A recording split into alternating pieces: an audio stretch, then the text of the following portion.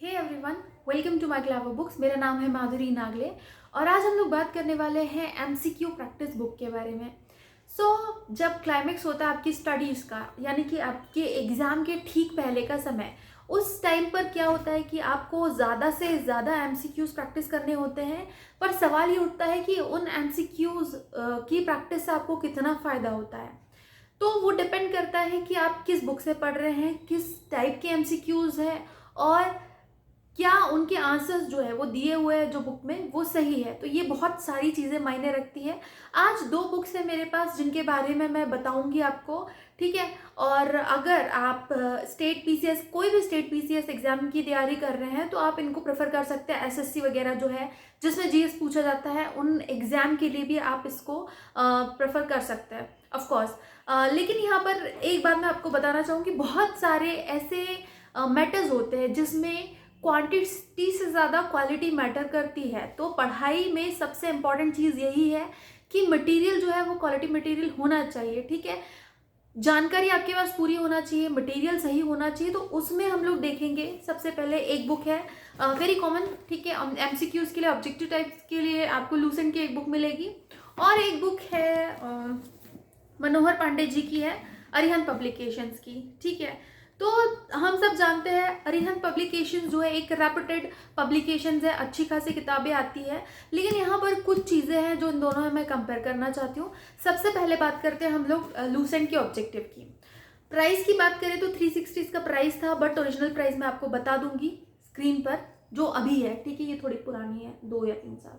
तो ये एक बुक है और इसमें बात करें हम लोग तो इसमें लगभग सारे सब्जेक्ट जो आपके होते हैं, हिस्ट्री, ज्योग्राफी, पॉलिटी, साइंस में फिजिक्स, केमिस्ट्री, बायोलॉजी और साथ ही जो कुछ और टॉपिक्स जो दिए होते हैं करंट अफेयर्स वगैरह से रिलेटेड या स्टैटिक जीके जो है उससे भी रिलेटेड कुछ टॉपिक्स होते हैं वो आपको दिए हुए हैं, ठीक है।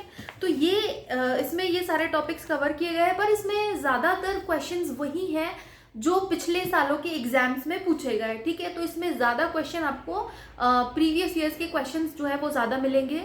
प्रैक्टिस के हिसाब से अगर मैं कहूँ तो बहुत ज़्यादा क्वेश्चंस इसमें इंक्लूड नहीं किए गए, but still it's a good book क्योंकि इसमें एरर्स जो है वो काफ़ी कम है, ठीक है। एरर्स या गलतियाँ जो है वो काफ़ी कम है।